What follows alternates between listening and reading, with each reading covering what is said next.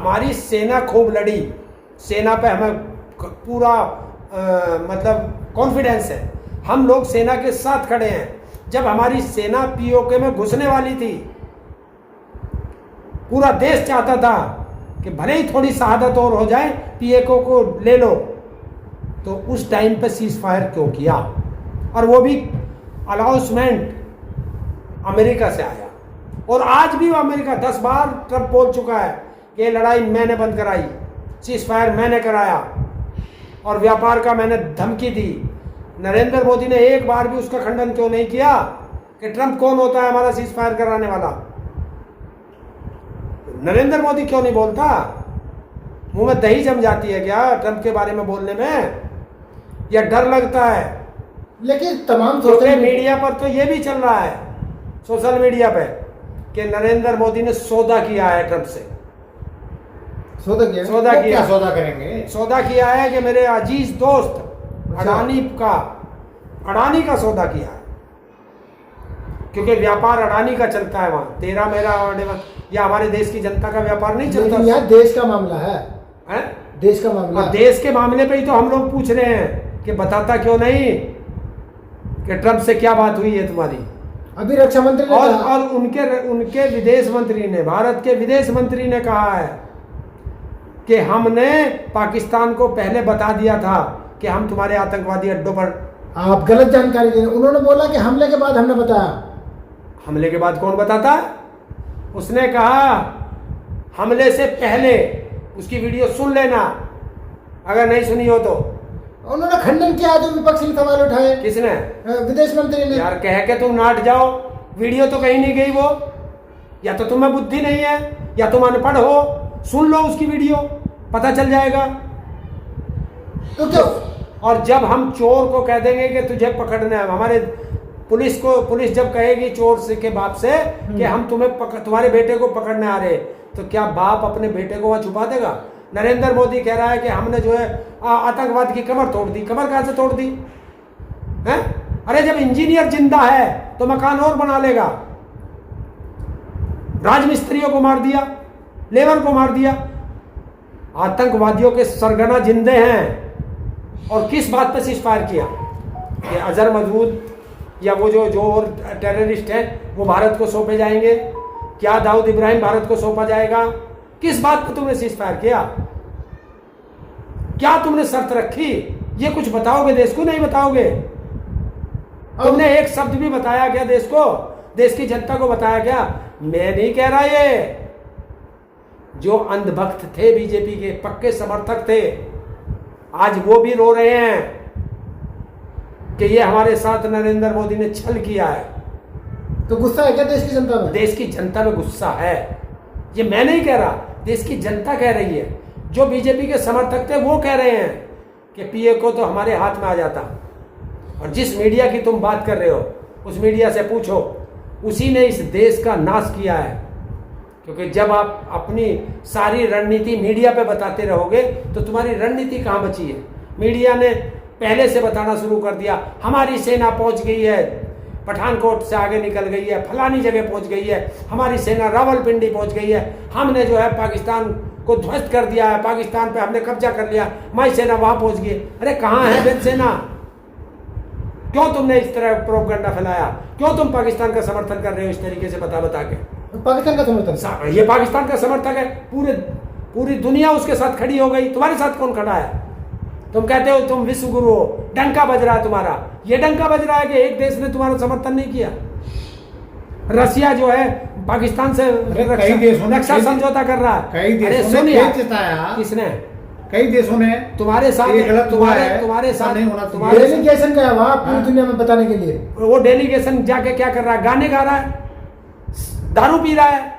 ये डेलीगेशन का काम। क्या कोई आपके पास सबूत है? हाँ मेरे पास सबूत है कि दारू पी रहे हैं। हाँ देखो मीडिया पे गाने गाते हुए तालियां बज रही हैं। रेखा गुप्ता कौन है? वो गाने गा रही है वहां। आप देखो ना, वो क्या नाम है? रेखा गुप्ता तो दिल्ली सीएम है। नहीं, ये कोई और है, सांसद है। कोई सांसद है? हाँ। तो इससे कुछ रिजल्ट निकलेगा जो प्रतिनिधिमंडल मिल किससे रहा?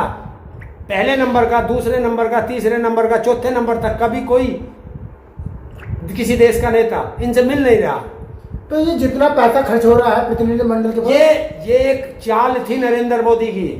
वो चाल ये थी कि प्रतिनिधिमंडल में इन विदेशी ये विपक्ष के जितने सांसद हैं इनको तोड़ करके विदेश भेज दो तो ये मामला शांत हो जाएगा और संयुक्त सत्र संसद का अधिवेशन बुलाने की मांग नहीं करेंगे। ये चाल थी बीजेपी की।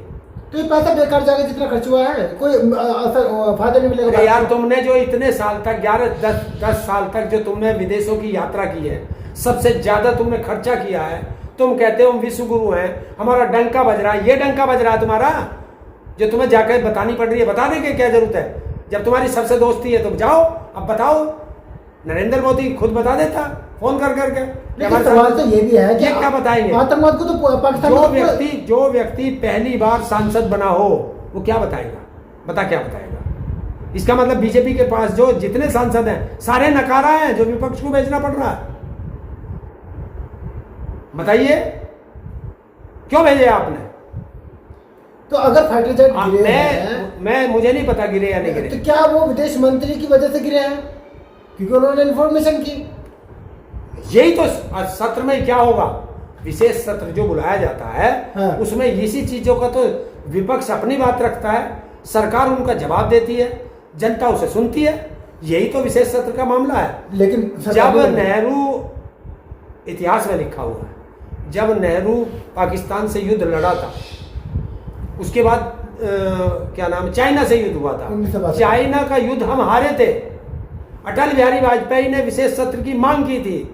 हारने के बावजूद भी नेहरू ने विशेष सत्र बुलाया था और उसमें जवाब दिया था। देश की जनता को पता चला था। तो मोदी जी आज तो भाग रहा है जिसकी कोई नीति नहीं, नियत नहीं है। तो जवाब नहीं देंगे मोदी जी? ना दे, क्या देगा अपनी नाकारी का जवाब? जब जनता पूछेगी कि 10 साल तक जो तू विदेशों में घुमा है और तुमने जो विदेश नीति है तुम्हारी, कहाँ है वो विदेश नीति? लेकिन सवाल तो वो भी उठ रहे हैं। सीडीएस बोलते हैं कि मुद्दा बड़ा ये नहीं है कि गिरे, मुद्दा ये बड़ा ये है कि क्यों गिरे। तो इसके पीछे तो ये मैं बताऊंगा क्यों गिरे? मैं बताऊंगा। हमारी सेना के अध्यक्ष ने किस पे इशारा कर रहे हैं? सेना अध्यक्ष ने हमारे ने बता दिया ना कि जो भी हमारे लिए इक्विपमेंट आते हैं वो समय से नहीं आते हैं। कौन जिम्मेदार है? 2024 में हमें फिलहाल वे मिलने थे हवाई जहाज, वो अभी तक नहीं आए। एक भी हवाई जहाज नहीं आया उसमें। तो ये किसकी जिम्मेवारी है? बस ढोल पीट रहे हो, मीडिया पे बैठ के ढोल पीट देते हो क्योंकि मीडिया तुमने खरीद लिया। अब तो गाय तक हो रही है। एक बेटी जिसने इस पूरी लड़ाई का नेतृत्व किया, बढ़ चढ़ के आगे आई, सोफिया कुरैशी, आपने उसे ट्रोल किया। वो तो एक सेना उनकी बात छोड़िए। 1 मिनट रुकिए। सेना का अध्यक्ष आया, एयरफोर्स का चीफ, उसने अपनी बात रखी, आपने उसे ट्रोल कर दिया। एक सीडीएस जो विदेश में बैठ के अपनी बात रख रहा है, उसने सच बता दिया तो आपने उसे ट्रोल कर दिया। आप कम से कम डूब के मर जाए भारत का मीडिया कि हमारे देश के सीडीएस ने भी ये जरूरी नहीं समझा कि भारत के किसी मीडिया को अपना इंटरव्यू दे। उन्होंने भी जाकर इंटरव्यू विदेशी एजेंसियों को इंटरव्यू दिया। क्या भारत के किसी मीडिया में इतनी ताकत नहीं थी? इसे कहते हैं दलाली करना।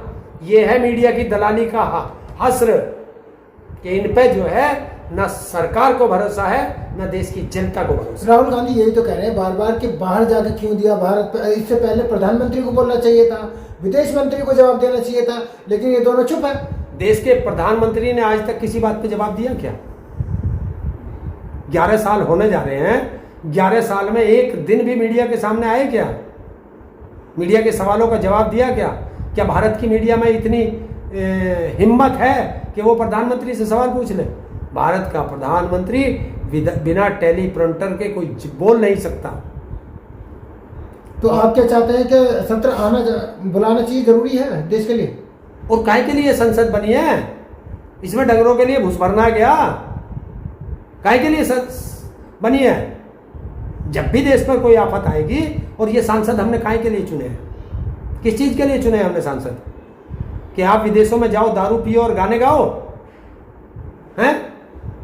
ये उन 28 लोगों की शहादत और जो सेना के जवान शहीद हुए हैं, ये उनकी शहादत पे मजाक है? नहीं है। मजाक क्या, उन्होंने मोदी जी ने 12 मई को बोल दिया था कि जितना ने वो किया, ये जुर्म किया, हमने उन आतंकवादी को मार दिया। 4 आतंकवादियों ने हमला किया पहलगांव में, वो 4 आतंकवादी कहाँ हैं? मार दिए वो। कहाँ मारे? 12 मई को मोदी जी बोल गए। कहाँ मारे? बताओ कहाँ मारे? बताओ देश को कि वो 4 आतंकवादी हमने मार दिए। अरे 9 आतंकी कैंप तहस नहस कर दिए, उसी में मर गए होंगे। तो फिर तुम्हारे पास है बचा क्या? तुम्हारे घर में 200 किलोमीटर तक घुस के आतंकवादी आ गए और तुम्हें मार करके और फिर 200 किलोमीटर आराम से चले गए। देश को बताओ कि वो पाकिस्तान वापस चले गए थे। बताओ देश को। नरेंद्र मोदी बताए ना इस बात को कि वे आए थे आतंकवादी, हमारे बच्चों को मार करके और वो वापस पाकिस्तान चले गए थे, और जो 9 आतंकवादी कैंप हमने ढाए वो उसमें मर गए। ये बता दो देश को, ऐसे ही बता दो अगर हिम्मत है तो। आप लास्ट सवाल है, क्या मोदी जी ने सरेंडर किया ट्रंप के सामने? बिल्कुल किया। तो राहुल गांधी सही कह रहे हैं? मैं राहुल गांधी सही कह रहे हैं या गलत कह रहे हैं ये तो राहुल गांधी जाने, लेकिन नरेंद्र मोदी सरेंडर कर चुके हैं। बतौर आप किसान नेता हैं, उसके आपको लगता है कि सरेंडर किया मोदी? नहीं किया तो बोलते क्यों नहीं? ट्रंप बार बार हमारी बेइज्जती कर रहा है, 10 बार कह चुका है अब तक। किसान लोग क्या सोच रहे हैं इसके बारे में? आप किसान नेता हैं, किसान लोग क्या सोच रहे हैं? अरे किसान की बात नहीं है, हाँ। भारत के नागरिक की बात है ये। आज किसान की बात नहीं है, आज देश की बात है। लेकिन और मैं देश की बात पे बात कर रहा हूं, क्योंकि इतना जितना इस देश में तुम्हारा हिस्सा इतना मेरा भी है। अगर सेना के एक जवान को कोई खरोच आती है तो वो हमारी वजह से आती है, क्योंकि हमने उन्हें बॉर्डर पे बैठा रखा है।